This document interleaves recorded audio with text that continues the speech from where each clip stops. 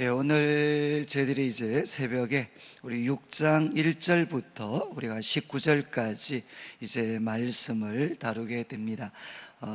저희들이 금요일 제가 말씀을 드렸던 것처럼 이제 잠언 우리 5장부터 우리가 7장까지 말씀은 이제 어리석음에 대해서 이제 경고하는 내용입니다. 어리석음에 대해서.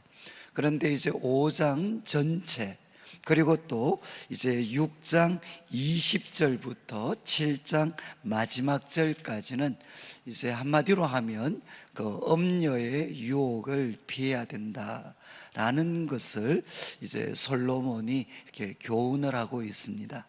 그런데 이제 그 중앙에 오늘 우리가 살피는 이 1절부터 19절까지 말씀이 이제 위치하고 있습니다.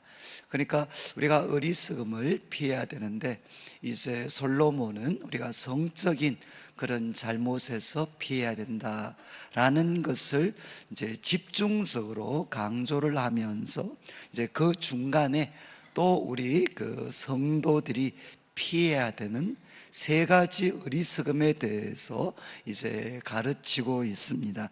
이제 6장 1절을 보시면 이제 첫 번째 우리가 피해야 될 것에 대해서 이제 가르침을 주는데, 내 아들아, 내가 만일 이웃을 위하여 담보하며 타인을 위하여 보증하였으면, 이제 참 저희들에게 그 친숙한 또 익숙한 단어입니다. 이제 담보, 이웃을 위하여 담보하고 또 타인을 위하여 이제 보증하였으면, 여기 담보라든가 보증이라는 표현은 이제 참 이거는 그 유서 깊은 역사적으로 아주 오래된 그런 관습입니다. 그래서 그 채권자죠. 이렇게 그 빚을 빌려주는 사람, 그 빌려주는 사람한테 이제 어떤 사람을 위하여서 내가 그 빚을 책임져 주겠다, 내가 이제 그 빌린 것을 이 사람이 못하면 내가 책임져 주겠다라고 보증을 서는 것이 이제 담보입니다. 담보. 이것은 역사적으로 이제 오래된 관습이었고, 이제 고대 사회는 아무래도 이제 지금처럼 기록할 수 있는 여러 가지 이렇게 그 준비들이 잘 갖추어지지 않았기 때문에 이제 기록보다는 말로 했습니다. 말로. 그런데 이것이 이제 문서와 동일한 이 권위와 책임을 이제 내포하고 있었습니다. 그래서 이제 1절부터 다루는 내용은 우리가 피해야 되는 하나가 뭔가 하면 이웃을 위해서 담보하고 타인을 위하여 보증하는 것, 그것은 피해야 된다. 그러면서 이제 2절 말씀에 그 담보와 보증을 선다는 것이 뭔가 하면 2절에 내 입의 말로 너를 얽어매는 거다. 그러니까 그 짐승들이 이렇게 그물에 잡히는 모습입니다. 내 입의 말로 너를 이렇게 그물에 얽어매게 하는 거고, 그리고 내 입의 말 때문에 이제 잡히게 되는 거다, 이렇게 이제 설명을 했습니다. 그런 다음 이제 3절부터는 이제 어떻게 해야 되느냐, 이런 상황에 빠졌을 때 어떻게 해야 되느냐. 그래서 3절 말씀, 내 아들아, 내가 내 이웃의 손에 빠졌기 때문에, 이것은 아주 절망적인 상황이라는 겁니다. 이웃의 손에 너가 빠져 있는 그런 상황이기 때문에 이렇게 해야 된다. 그러면서 이제 3절 후반부, 너는 곧 가서, 지금 적시 가야 된다. 적시 가서 겸손히 내 이웃에게, 이제 여기 이웃이라는 것은 이제 내가 보증을 서준 사람, 그러니까 이제 소위 소위 부채를 빌린 사람일 수도 있고 또 채권자일 수도 있습니다. 그러니까 내 이웃에게 간구하여 스스로 구원해야 된다. 그러니까 너가 보증을 섰다면 가만히 있으면 안 된다. 이것은 절망적인 상황이기 때문에 긴급하게 행동해야 되는데 곧 즉시 가서 그리고 겸손히 이제 너가 보증을 서준 그 사람이 채권자든 채무자든 그 이웃에게 간구하여 스스로 구원해야 된다. 그 담보와 보증에서 빠져나와야 된다는 것입니다. 그래서 4절 말씀, 이런 행동을 할 때 내 눈을 잠들게 하지 말며 눈꺼풀을 감기게 하지 마라. 이것은 무슨 뜻이겠습니까? 이것은 절박하게 행동을 해야 된다는 겁니다. 그러니까 내 눈을, 이런 문제를 그냥 두고 잠든다는 것은 생각을 하지 마라. 그러니까 지금 자지 말고 빨리 가서 이 문제를 해결해야 된다는 겁니다.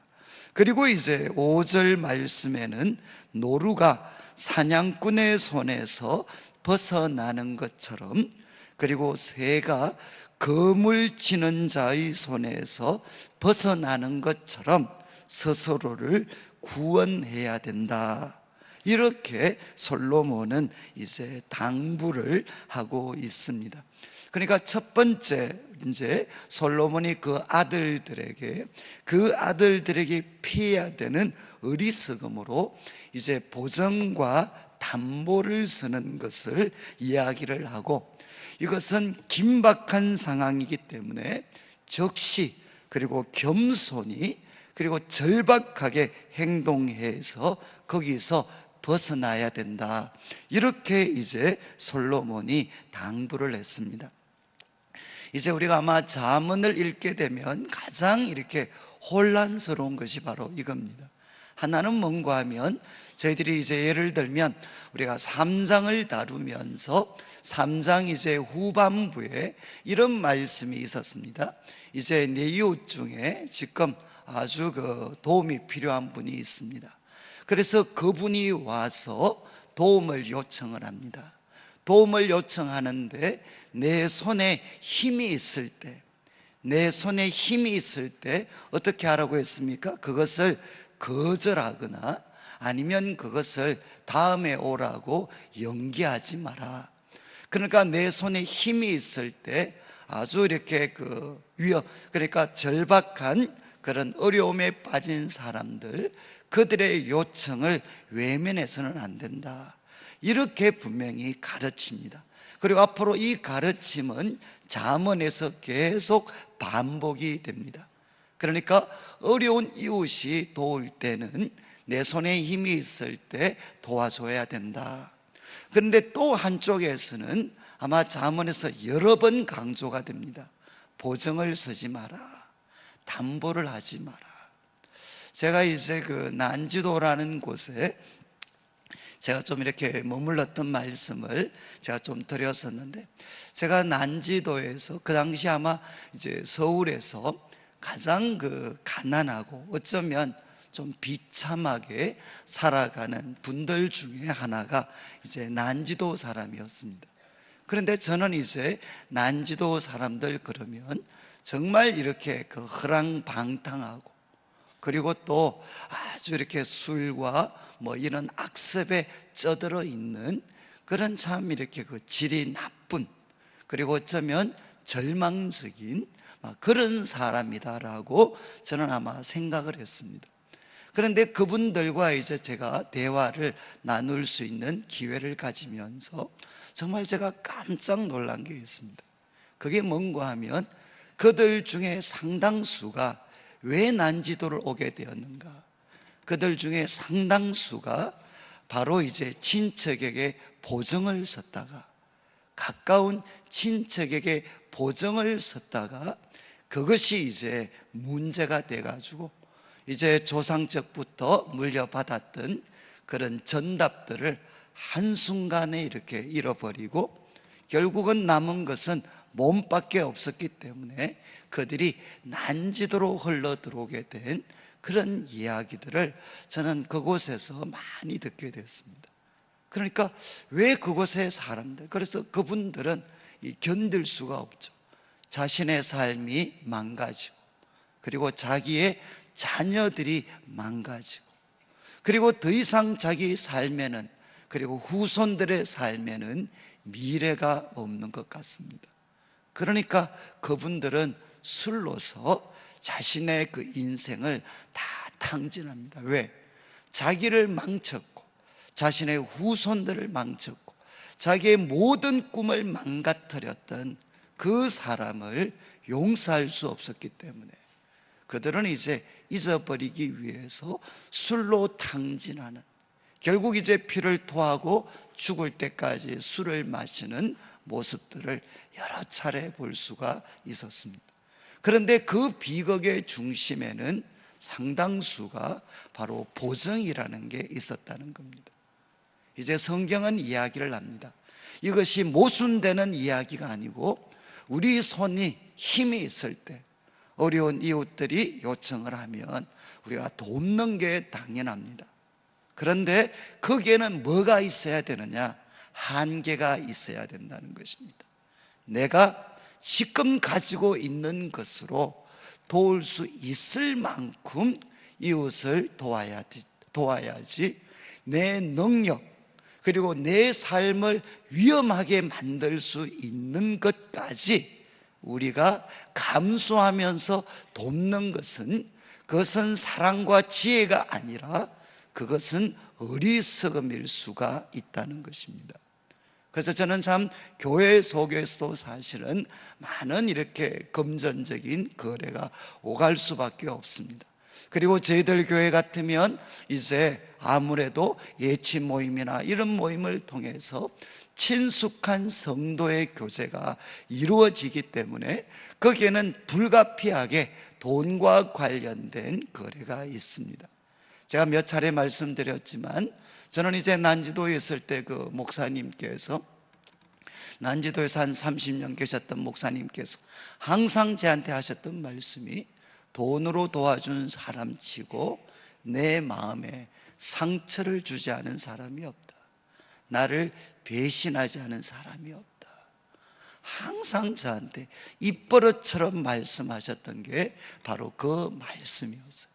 그러니까 사랑 때문에 우리가 물질적으로 도와줬는데 그것이 서로에게 유익이 된 것이 아니라 서로를 갈라놓게 되고 서로에게 큰 아픔과 상처와 불신을 주게 되는 그런 경우들이 대부분입니다. 이제 성경은 분명하게, 이거는 여러분 이게 제가 뭐 다 들으시면서 아시겠지만 이것은 그렇게 간단한 문제가 아닙니다. 정말 때로는 우리들에게 조금 부담이 되더라도 주님께서 돕도록 강건하실 때가 있습니다. 그렇지만 어떨 때는 정말 우리가 사랑하지만 냉정해야 되고 분명한 한계를 꺼야 할 때가 있습니다. 이것을 분별해내는 것은 간단한 일은 아닙니다. 그러나 성경은 분명하게 두 가지를 다 가르치고 있습니다. 내 손에 힘이 있을 때 도움을 요청하는 이웃들을 외면하지 마라. 그렇지만 내 삶의 분수를 넘어서는 보증과 담보는 해서는 안 된다.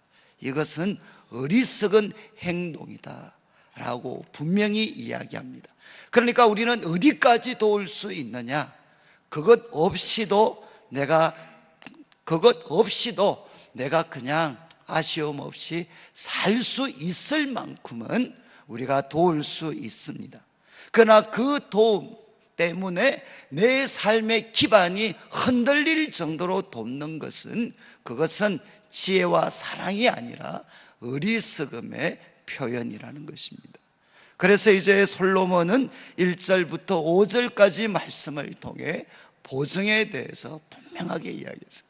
그리고 여러분들이 다 아시겠지만 적지 않은 경우에, 제가 목격했던 대부분의 경우는 우리가 큰 부담을 우리가 지고서도 보증했을 때 그 사람이 회복되고 새로워지는 경우는 제가 볼 때 확률적으로 거의 제로에 가깝습니다. 자칫 잘못하면 이제 요번에는 이분, 그리고 다음에는 저분, 그리고 그 다음에는 또 다른 사람을 똑같은 고통에 빠뜨릴 수도 있는 그런 위험한 행동일 수가 있습니다. 그래서 우리는 나에게 주어진 한계만큼, 주님이 나에게 허락하신 힘만큼 우리가 돕는 것이 성경이 이야기하는 지혜라는 것입니다. 그리고 이제 6절 말씀을 보시면 6절부터 11절까지는 우리가 또 피해야 되는 어리석음, 두 번째는 뭔가 하면 바로 게으름입니다. 게으름. 그래서 6절 말씀, 게으른 자여 개미에게 가서 그가 하는 것을 보고 지혜를 얻으라. 너무나도 유명한 말씀이죠. 그래서 개미에 대해서 두 가지를 언급합니다. 하나는 두령도 감독자도 통치자도 없다는 거죠. 감시하거나 지시하는 사람이 없다. 그렇지만 또 8절 말씀, 먹을 것을 여름 동안에 예비하며 그리고 추수 때 그는 양식을 모은다는 것입니다. 그것을 다 허비하는 것이 아니라 여름 동안에 먹을 것 그리고 추수 때 양식을 준비해서 우리들에게 먹을 것이 부족한 때를 준비하는, 이제 다가오는 미래를 준비하는 그 지혜가 이제 이 개미에게서 발견될 수가 있다는 겁니다. 그래서 아무도 보는 사람 없지만 그는 미래에 다가오는, 그 다가오는 미래를 위해서 개미는 준비를 합니다. 그래서 9절 말씀 이제 직접적으로 권면하죠. 게으른 자여 내가 어느 때까지 누워 있겠느냐, 그리고 내가 어느 때에 잠이 깨어 일어나겠느냐, 그리고 좀 더 자자, 좀 더 졸자, 그리고 손을 모으고 좀 더 누워 있자 하면, 여러분 이것은 어떤 모습이죠? 지금은 행동해야 될 때인데 끝까지 침상에 달라붙어 있는 모습입니다.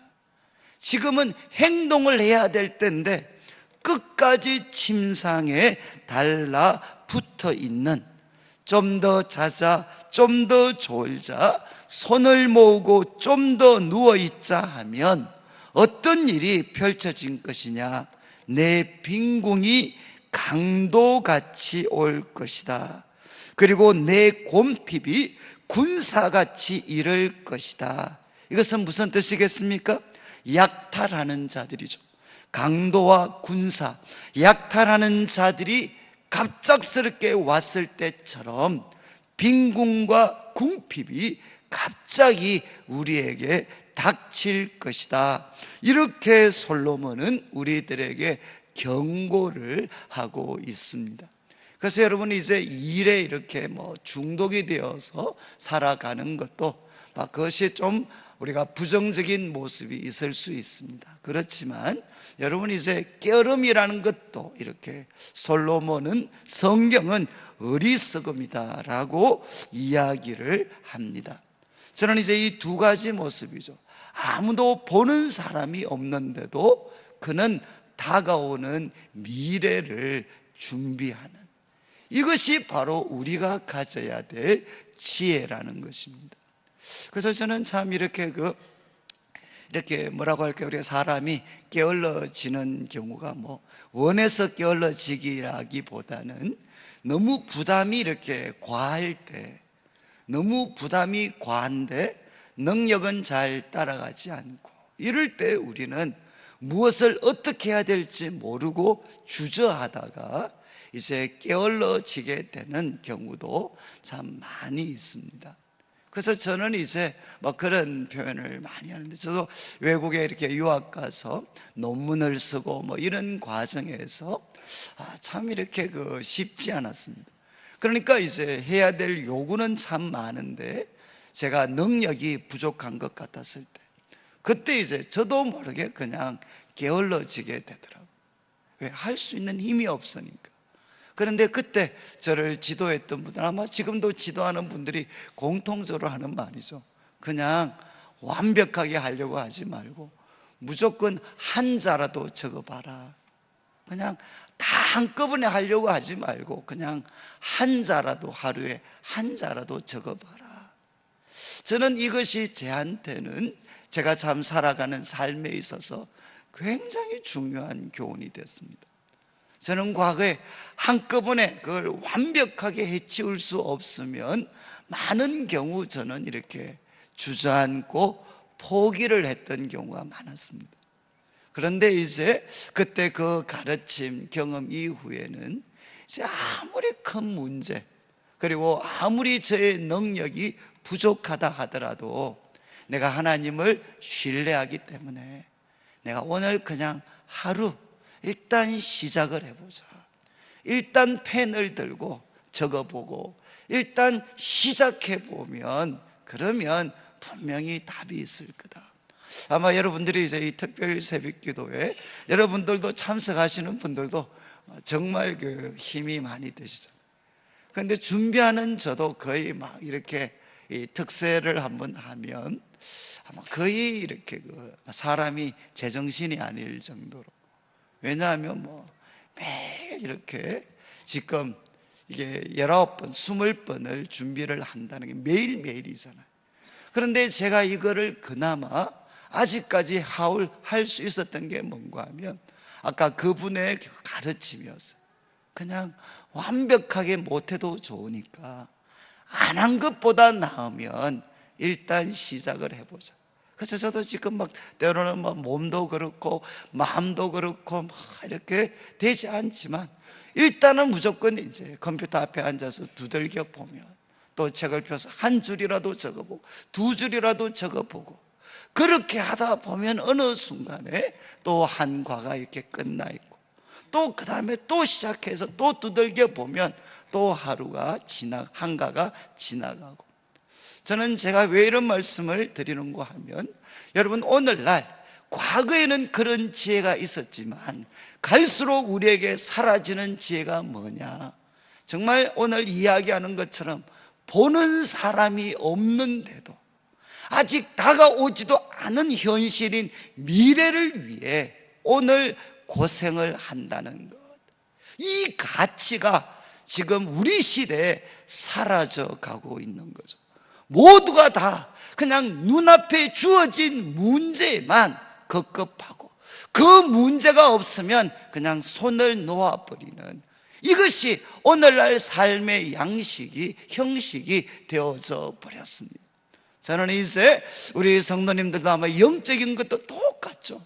여러분, 영적인 그 양식이 있는데 그 영적인 양식 꼭 문제가 터져야만 우리가 기도하고 말씀을 읽으면 그건 뭐겠습니까? 그것은 지혜로운 자가 아니죠. 우리들의 삶에는 문제, 고난이 찾아올 거고 유혹이 찾아올 거고 우리가 해결해야 되는 수많은 일들이 앞으로 우리 앞에 닥칠 것입니다.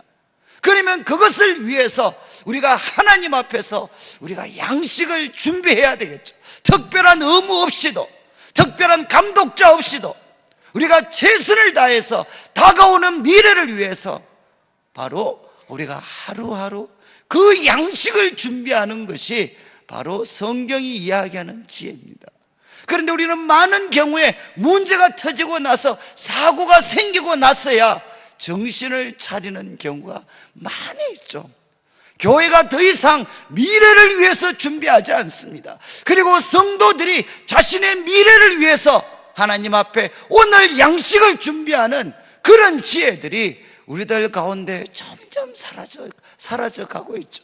그냥 오늘 아무런 문제가 안 생기면 그것으로 충분한, 여러분 지금 이제 솔로몬은 우리들에게 이야기합니다. 여러분, 다가오는 미래가 있습니다. 아무런 감독자가 없다 할지라도 하나님 앞에서 다가오는 미래를 위한, 그것이 육적인 양식이든 영적인 양식이든 그 준비를 하는 것이 바로 지혜로운 자이지, 지금 아무런 일 없다고 우리가 영적으로 안일함에 빠져서 좀 더 자자, 좀 더 졸자, 손을 모으고 좀 더 누워있자, 그러면 바로 곰핍과 그리고 궁핍이 강도같이, 군사같이 나에게 닥칠 것이고 우리 사업장에 닥칠 것이고 우리 교회 가운데 닥치게 될 것이라는 겁니다. 그래서 우리가 피해야 될 두 번째 어리석음은 무엇이냐? 그것은 바로 게으름입니다. 그리고 이제 세 번째 우리가 이어지는 13절부터 말씀을 보시면, 이 말씀은 12절부터 15절까지 이것은 불량하고 악한 자를 묘사하고 있습니다. 그런 다음 16절부터 마지막 절까지는 이것을 각도를 바꾸어서 여호와께서 미워하시는 것, 그러니까 우리들 눈앞에 보이는 불량하고 악한 자, 12절과 15절, 그렇지만 이것을 여호와께로 관점을 바꾸어서 하나님께서 미워하시는 것이 있다, 그러면서 7가지를 열거를 하게 됩니다. 그래서 제가 드렸던 이 강의안을 보시면 이 두 가지를 이렇게 한번 비교를 해 놓았습니다. 각 이렇게 신체 부위를 설명하고 있기 때문에, 그래서 한번 12절 불량하고 악한 자는 첫 번째, 이제 표를 보시면 구부러진 말을 하게 됩니다. 그러니까 썩은 말을 하게 되는 거죠. 비난하고 거짓말하고 속임수하고 바로 이런 사람이 있다는 겁니다. 그리고 13절 눈짓을 하고 발로 뜻을 보이고 손가락질을 하고, 이 세 가지는 다 무엇이겠습니까? 사람이 눈짓을 하고 발로 뜻을 보이고 손가락질하고, 이것은 전부 다 사람을 속이기 위한 행동입니다. 그리고 간사한 속임수를 지금 실행에 옮기는 과정이죠. 그래서 눈짓, 발짓, 손짓을 하는 사람이다. 그리고 이제 14절 마음에는 무엇을 가지고 있느냐? 패역을 품고 있습니다. 그러니까 마음에는 아주 거짓, 그리고 편법, 그리고 남을 해치려고 하는 마음, 그 패역을 품으면서 어떻게 하느냐? 항상 악을 꾀하고 있습니다. 남을 해쳐서 내가 잘 되는 방법, 그게 뭔가 하면 악이죠. 왜 사람이 악을 행하겠습니까? 남을 해쳤을 때 그게 내가 빨리 성공하고 잘 되는 길이라고 생각하니까, 그게 뭔가 하면 항상 악을 꾀해가지고 어떻게 되느냐? 다툼을 일으키는 자다. 그러니까 불량하고 악한 자는 먼저 말이죠. 구부러진 말을 합니다. 그리고 눈짓, 발짓, 손가락을 통해서 사람들을 속이고 해치려고 하는 은밀한 계획을 실행에 옮깁니다. 그리고 마음에는 무엇이 있느냐? 남을 해치려고 하는 패역과 그리고 악을 꾀하는 그런 간사함이 그 마음속에 있어서 언제나 결론은 무엇이냐? 다툼을 일으키게 된다는 겁니다. 그렇지만 이제 이어서 우리가 지금 16절을 보시면 이것을 이제 여호와께서 미워하시는 것이라고 표현을 하면서 다시 한번 열거를 하는데, 이제 신체 부위인데 이렇게 비슷한 것도 있고 약간의 다른 부분도 있습니다. 먼저 17절을 보십시오. 눈은 뭐냐? 바로 교만한 눈을 여호와께서 미워하신다. 여러분 이거 꼭 기억하셔야 돼요. 여호와께서 미워하시는 것 첫 번째가 무엇이냐? 교만한 눈입니다. 교만한 눈. 이 교만한 눈은 뭐죠? 남을 내려보는 것입니다. 남을 내려보고 자기를 높이는 마음으로 남을 내려다보는 것이 바로 교만한 눈이죠. 여호와께서 미워하십니다. 그리고 두 번째는 거짓된 혀. 바로 이 혀를 가지고 다른 사람을 속이고 하나님의 진리를 반대하는 그 거짓된 혀.